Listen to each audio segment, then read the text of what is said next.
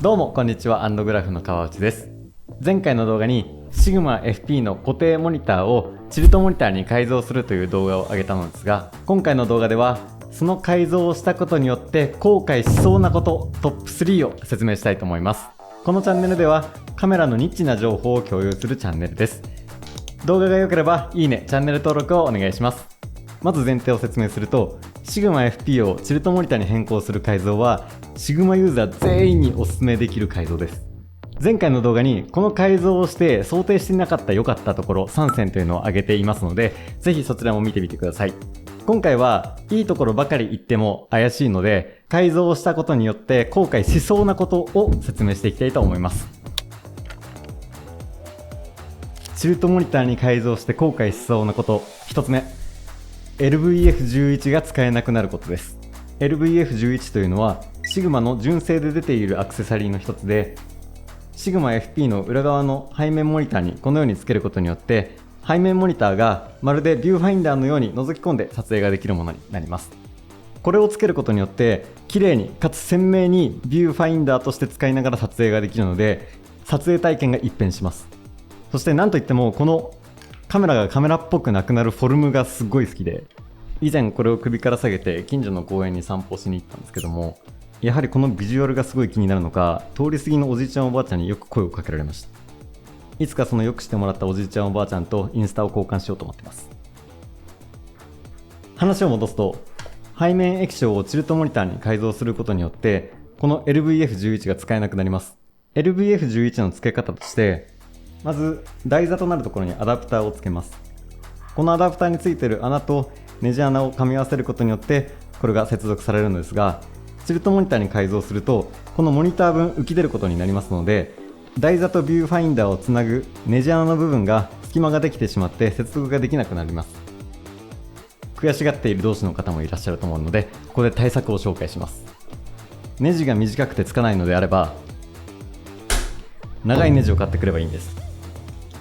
もともと純正の LVF についてくるネジは M3 の 12mm の長さになりますので、同じく M3 の方の長さを 20mm にしたものを購入してきました。私は家の近くにあるカインズで購入しましたが、こちらはホームセンターではどこでも売っているようなネジになると思います。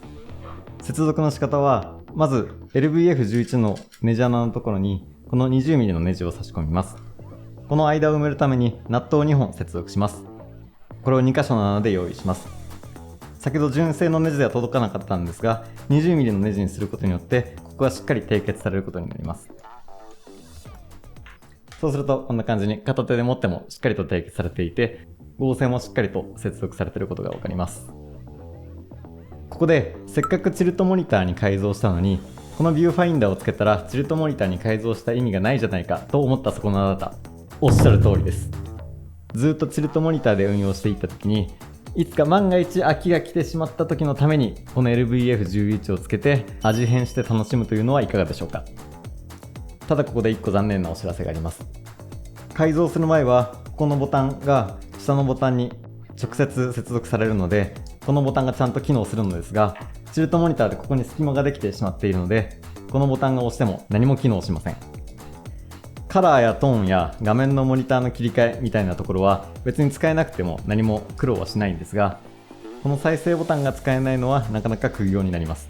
撮影はするだけしておいて現像するまでどんな写真が撮れてるかわからないのように、デジタルカメラ版の映るんですカメラとして使うのであればこれはこれで一興だと思います。スイッチとスイッチをつなぐような紙アイテムを開発してくださる方がいらっしゃいましたらコメントをお願いします。それではチルトモニターに改造して後悔しそうなこと2つ目、防塵防滴機能がなくなることです。シグマさんのホームページを見ると、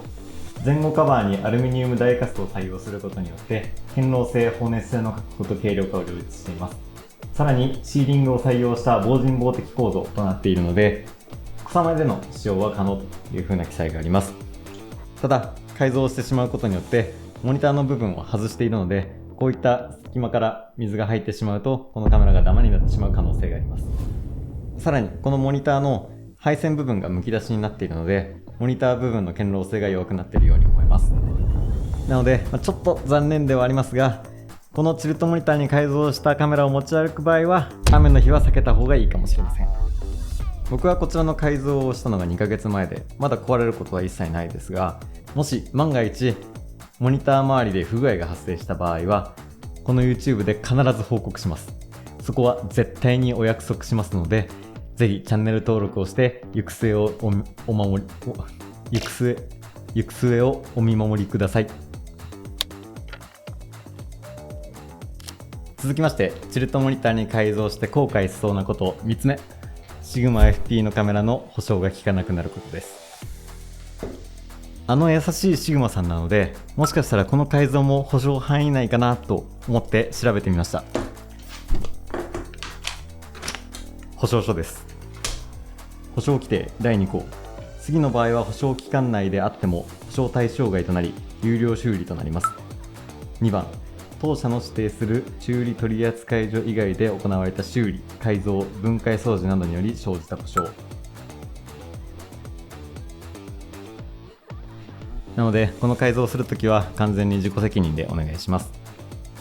ただとはいえ、元々のシグマ FP を壊すような改造ではないので、実はこれ見た目上は元に戻すことができます。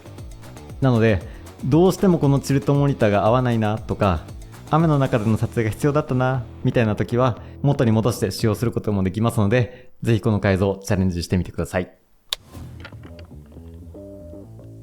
もう一個番外編としてこの改造をすることによるデメリットを一つ挙げるとすると、このように自撮りをしようとした時に画面が上下反転するということがあります。チルトモニターでこのように自撮りをしようと思うと、モニターとしては上下が反転されて裏返っていますので、自撮りをしようと思っても上下が反転に見えるようなことになります。なので自撮りがしたいからこのチルトモニターの改造をするというのは避けた方がいいかもしれません。ただ僕の場合は自撮りすることがそんなにないので、ここの欠点については許容かなと思っています。以上でシグマ FP をチルトモニターに改造した時のデメリットを3選お伝えしました。冒頭にもお伝えしましたが、こういったデメリットはあるものの、この改造は全員にお勧めできる改造になりますので、この改造の手順の動画をよく見ながらチャレンジしていただければ、きっと最高のカメラライフを送ることができると思います。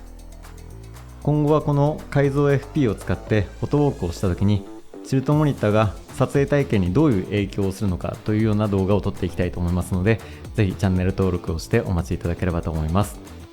それではまた。